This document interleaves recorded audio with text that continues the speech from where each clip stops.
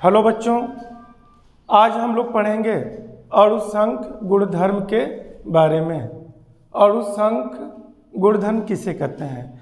किसी विलयन का अणुसंख गुणधर्म क्या होता है? ध्यान दीजिएगा, किसी विलायक के निश्चित मात्रा में उपस्थित विलेय के कणों की संख्या उस विलयन का क्या कहलाएगा? अणुसंख गुणधर्म कहलाता है। एक बार और समझने का प्रयास कीजिए। किसी विलयन का जो अणुसंख गुणधर्म होता है विलायक की निश्चित मात्रा में उपस्थित विलेय के कणों की संख्या पर निर्भर करता है, न कि विलेय के रासायनिक प्रकृति, उनके आकार, उनके आकृति पर निर्भर नहीं करता है। इसको समझने का प्रयास कीजिए।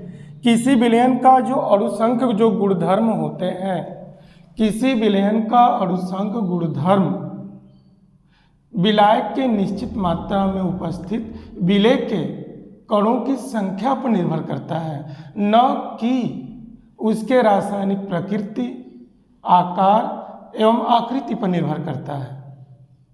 तो अगर देखा जाए तो विलयन के अणुसंख गुणधर्म कई प्रकार के होते हैं, जिनमें से पहला है, अगर देखा जाए तो परासरण दाब।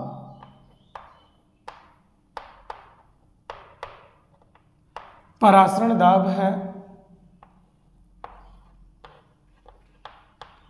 वाष्प दाब का अवनमन,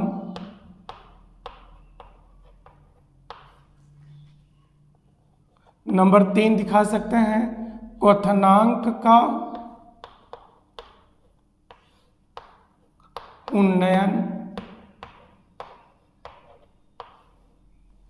नंबर 4 दिखा सकते हैं हिमांक का अवनमन। ये ध्यान दीजिएगा, ये विलयन के अणुसंख गुणधर्म होते हैं। विलयन के अणुसंख गुणधर्म कौन कौन आते हैं? परासरण दाब आते हैं, वाष्प दाब का अवनमन आता है, क्वथनांक का उन्नयन आते हैं और हिमांक का अवनमन आते हैं। अगर कभी कोई परीक्षा में पूछ देता है कि विलयन का अणुसंख गुणधर्म नहीं है परासरण दाब, क्वथनांक का उन्नयन, हिमांक का अवनमन, पृष्ठ तनाव, अब बताइए, अगर इसमें एक टॉपिक लिख देता है पृष्ठ तनाव, क्या ये विलयन के अणुसंख गुणधर्म है? नहीं, ये विलयन के अणुसंख गुणधर्म नहीं है। विलयन की श्यानता, ये विलयन का अणुसंख गुणधर्म नहीं है। विलयन के अणुसंख गुणधर्म है परासरण दाब, वाष्प दाब का अवनमन, क्वथनांक का उन्नयन और हिमांक का अवनमन। अगर इसके अलावा कोई और टॉपिक आता है कि पृष्ठ तनाव, श्यानता, घनत्व, अगर ये सब पूछता है तो उनको हम विलयन के अणुसंख गुणधर्म के अंतर्गत नहीं रखते हैं। इसको आप ध्यान दीजिएगा। तो इसके बारे में आपने क्या है पढ़ चुके हैं, इनके बारे में हमने आपको पढ़ा चुके हैं। ऑस्मोसिस प्रेशर क्या होते हैं इसके बारे में आप पढ़ चुके हैं। आपको कौन सा टॉपिक स्टार्ट किया जाएगा? वाष्प दाब का अवनमन किसे कहते हैं? ध्यान दीजिएगा, वाष्प दाब के अवनमन से आप क्या समझते हैं? जब किसी अवाष्पशील विलेय पदार्थ को किसी विलायक में घोला जाता है, जब किसी अवाष्पशील विलेय पदार्थ को विलायक में घोला जाता है तो विलयन का वाष्प दाब विलायक के वाष्प दाब से कम हो जाता है। अर्थात अगर हम कह दें कि ये एक बीकर है, इसमें जल भरा है, इसमें शुद्ध जल का वाष्प दाब होगा, उसको हम P0 द्वारा दिखाते हैं। P0 क्या है? शुद्ध जल का वाष्प दाब। अगर इसमें किसी अवाष्पशील विलेय पदार्थ को घोला जाता है तो विलयन का जो वाष्प दाब होगा उसके शुद्ध विलायक के वाष्प दाब से कम हो जाता है। इसे ही क्या कहते हैं? वाष्प दाब का अवनमन कहा जाता है। अर्थात वाष्प दाब का जो अवनमन होते हैं, इसकल टू क्या लिखोगे? P0 minus PS। वाष्प दाब का जो अनुमान होता है शुद्ध विलायक के वाष्प दाब और विलयन के वाष्प दाब के अंतर के बराबर होता है। ये क्या स्पष्ट करता है? ये यह स्पष्ट कर रहा है कि किसी विलायक में अवाष्पशील विलेय पदार्थ को घोला जाता है तो जो विलयन का जो वाष्प दाब होता है उसके शुद्ध विलायक के वाष्प दाब से कम हो जाता है या उसके वाष्प दाब में कमी हो जाती है। अर्थात विलायक के वाष्प दाब में से विलयन के वाष्प दाब के अंतर को क्या कहेंगे? वाष्प दाब का अनुमान कहते हैं। ये क्लियर हुआ?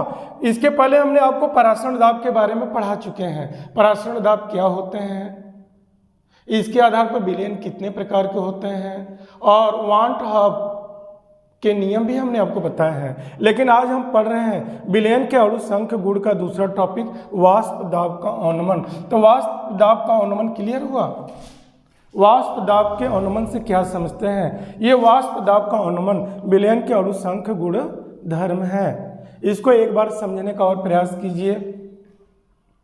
जब किसी विलेय पदार्थ को या ऐसे विलेय पदार्थ जो अवाष्पशील हो जिसके घुलने पर उसका विलेय पदार्थ क्या वाष्पित न होते हों, अगर ऐसे अवाष्पशील विलेय पदार्थ को अगर हम किसी विलायक में घोलते हैं तो विलयन का जो वाष्प दाब होगा उसके शुद्ध विलायक के वाष्प दाब से कम हो जाता है। अर्थात शुद्ध विलायक के वाष्प दाब में से विलयन के वाष्प दाब को घटा दीजिए, माइनस कर दीजिए। उसे हम क्या कहेंगे? वाष्प दाब का अनुमान कहते हैं। इसी से संबंधित एक टॉपिक और है, ध्यान दीजिएगा। वाष्प दाब का आपेक्षिक अनुमान।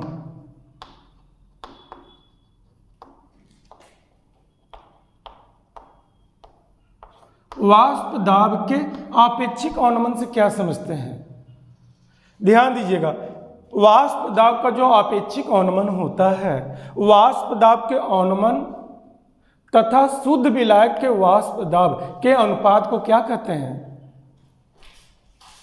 वाष्प दाब का अनुमान या किसी अवाष्पशील विलेय पदार्थ को विलायक में घोलते हैं तो उसके वाष्प दाब में जो अनुमान होता है और शुद्ध विलायक का जो वाष्प दाब होता है इनके अनुपात को क्या कहते हैं? वाष्प दाब का आपेक्षिक अनुमान कहा जाता है। इसको हम कैसे दिखाएंगे? वाष्प दाब का जो आपेक्षिक अनुमान इक्वल टू क्या लिखोगे? P not minus PS upon P not. ये क्या होगा? वाष्प दाब का आपेक्षिक अनुमान। ये फार्मूला है आपके। वाष्प दाब का जो आपेक्षिक अनुमान है इसको क्या कह रहे हैं? इतने को क्या कहेंगे? वाष्प दाब का अनुमान। और इसको क्या कहते हैं? पी नॉट को क्या कहते हैं? शुद्ध विलायक का वाष्प दाब। तो वाष्प दाब के अनुमान और शुद्ध विलायक के वाष्प दाब के अनुपात को क्या कहते हैं? वाष्प दाब का आपेक्षिक अनुमान कहा जाता है। जहां अगर आप दिखाना चाहते हो दिखा सकते हैं। पी नॉट इक्वल टू क्या लिखोगे? शुद्ध विलायक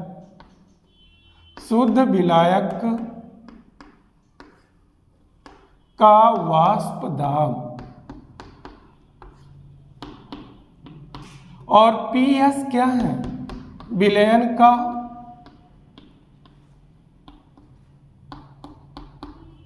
का वाष्प दाब है। इतना पॉइंट क्लियर हुआ? एक बार और समझ लीजिए। अणु संघ गुण धर्म किसे कहते हैं? कॉलिगेटिव प्रॉपर्टीज क्या होता है? किसी विलयन का जो अणु संघ गुण धर्म होते हैं विलायक के निश्चित मात्रा में उपस्थित विलेय के कणों की संख्या पर निर्भर करते हैं, न कि विलेय पदार्थों के रासायनिक गुण उनके आकार उनकी प्रकृति पर निर्भर नहीं करते हैं। कौन?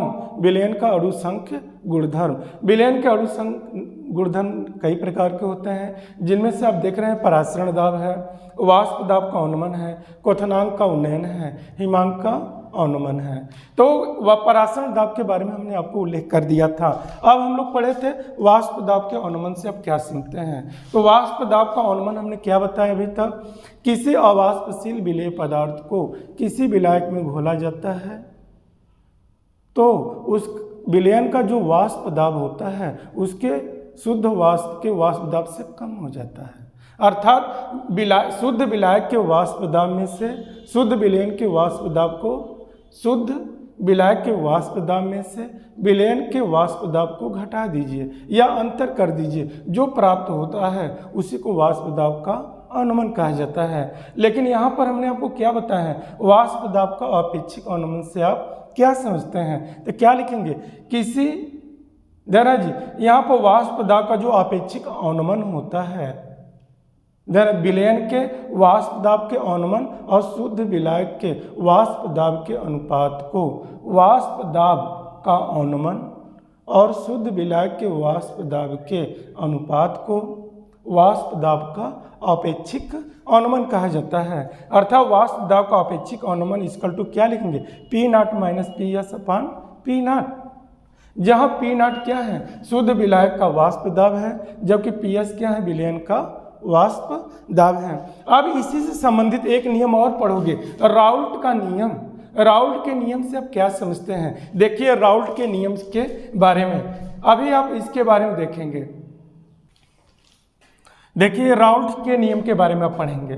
राउल्ट के नियम क्या होते हैं, वाष्प दाब के जो अपेक्षिक जो अनुमान होते हैं, राउल्ट के नियमानुसार किसी अवाष्पशील विलेय पदार्थ को जब किसी विलायक में घोला जाता है तो विलयन के वाष्प दाब का जो अपेक्षिक अनुमान होता है, ध्यान दीजिएगा, वाष्प दाब का जो अपेक्षिक अनुमान होता है विलेय के मूल अंश के बराबर होता है। इसको ध्यान दीजिएगा। तो कहने का मतलब राउल्ट के नियमानुसार किसी अवाष्पशील विलेय पदार्थ को जब किसी विलायक में घोला जाता है तब जानते हैं विलयन के वाष्प दाब शुद्ध विलायक की अपेक्षा कम हो जाते हैं। अर्थात विलयन का जो वाष्प दाब का अपेक्षिक अनुमान होता है विलेय के मूल अंश के क्या होता है, बराबर होता है। जैसा कि आप जानते हैं P naught minus P S upon क्या लिखोगे, पी नॉट इक्वल टू क्या लिखोगे, small N upon small N plus capital N.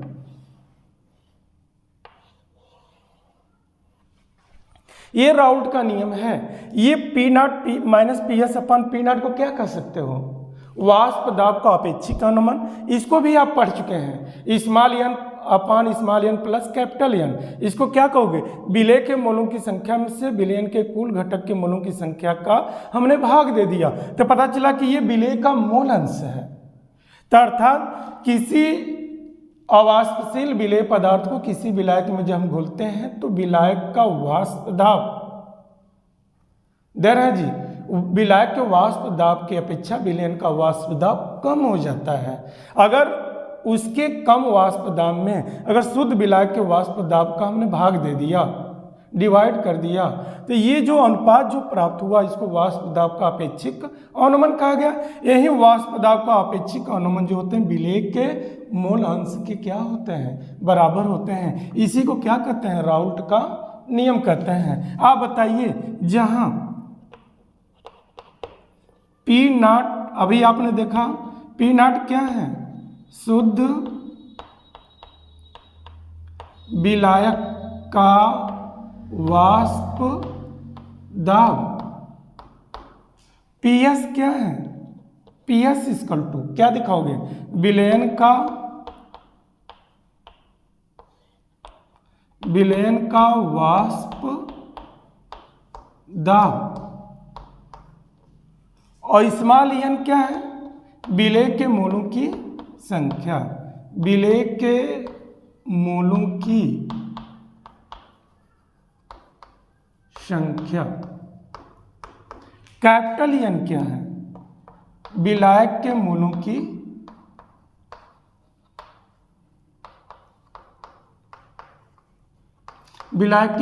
क्या है, संख्या है। क्लियर हुआ। देखो पी नॉट को क्या कहेंगे, शुद्ध विलायक का वाष्प दाब, पी एस को क्या कहते हैं, विलयन का वाष्प दाब, और स्मॉल एन को क्या कहते हैं, विलय के मोलों की संख्या, कैपिटल एन को क्या कहते हैं, विलायक के मोलों की संख्या। ध्यान दीजिएगा, राउल्ट का जो नियम होता है तनु विलयनों पर लागू होता है, तनु विद्युत अपघट्य विलयनों पर लागू होता है, और सांद्र विलयनों पर यह नियम क्या है, लागू नहीं होता है। यदि आप बताओ, यदि तनु विलयन में, यदि तनु विलयन में मोलों, विलय के मोलों की संख्या, विलय के मोलों की संख्या नगण्य के समान हो,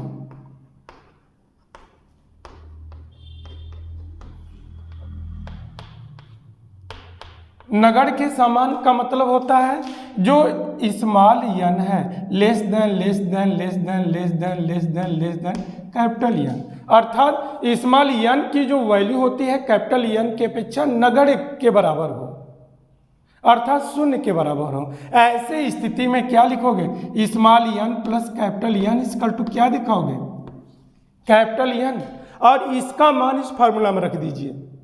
इसका मान जो है तो इस फार्मूला में रखेंगे तो क्या प्राप्त होगा, P naught minus P S upon क्या लिखोगे, पी नॉट इक्वल टू क्या लिखोगे, स्मॉल एन अपान कैपिटल एन। अब बताओ, ये जो स्मॉल एन है विलय के मूलों की संख्या है, कैपिटल एन जो है विलायक के मूलों की संख्या है। अगर इस फार्मूला पर अगर न्यूमेरिकल अगर पूछा जाएगा तो हम इस फार्मूला को प्रयोग करके हम आसानी से क्वेश्चन सॉल्व कर सकते हैं।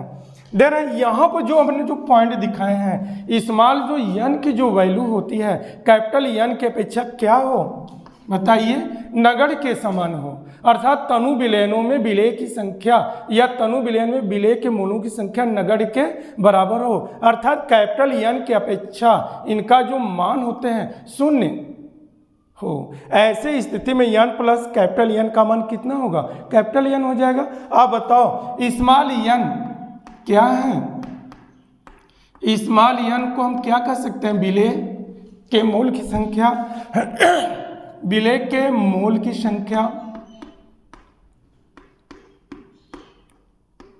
को ज्ञात करने के लिए क्या लिखोगे, small M equal to small W बट्टे स्मॉल एम। स्मॉल डब्ल्यू क्या है, विलय के पदार्थ की मात्रा, स्मॉल एम क्या है, विलय के अणुभार। उसी प्रकार विलायक के लिए क्या लिखेंगे, विलायक के मोल की संख्या, विलायक के मोल की संख्या के लिए हम क्या लिखोगे, कैपिटल एन इक्वल टू क्या लिखोगे, capital W upon capital M. ध्यान दीजिएगा, दो टॉपिक मिला आपको, small N equal to small W बटे small M, capital N equal to capital W बटे कैपिटल एम होते हैं। अगर इसका मान इस फार्मूला में हम रखेंगे तो क्या प्राप्त होगा, हमको एक फार्मूला और प्राप्त होगा, P not upon P S equal to P not equal to क्या लिखोगे, small W upon small M into दे रहा है जी capital M upon capital W. कितने पैरामीटर हैं, 1 2 3 4 5 6 में से अगर 5 का मान दिया रहेगा तो एक को हम आसानी से निकाल सकते हैं। इस फार्मूला का हम प्रयोग कर सकते हैं। तो आप चाहेंगे तो इस फार्मूला का प्रयोग कीजिए, चाहे इस फार्मूला का प्रयोग कीजिए क्वेश्चन लगाते समय। ये क्लियर हुआ। राउल्ट का नियम से आप क्या समझते हैं, राउल्ट के नियमानुसार किसी विलयन के वाष्प दाब का जो अपेक्षिक अवनमन होता है उसके विलय के मूल अंश के क्या होते हैं, बराबर होता है, जैसा कि यहाँ पर आपको दिखाया गया है।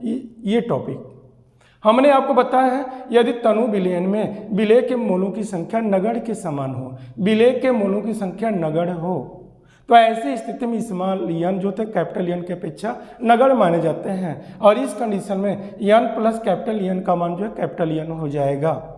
और देर कैपिटल एन अपन स्मॉल एन अपन कैपिटल एन, और एन क्या है, विलय के मोलों की संख्या। जैसा कि आपको इसको निकालने के तरीके हमने आपको बता चुके हैं इससे पहले, स्मॉल एन अपन डब्ल्यू बटे एम और capital N equal to capital W बटे कैपिटल एम।